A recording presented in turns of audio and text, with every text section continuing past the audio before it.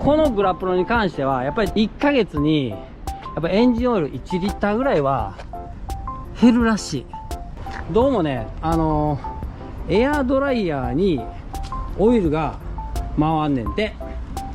ここに溜まったやつはこのネジコック緩めたらなんか出てくるらしくて、やっぱり俺もこれ乗っとってんけど、こまめにオイルね確認した方がいいです。ほんまにね。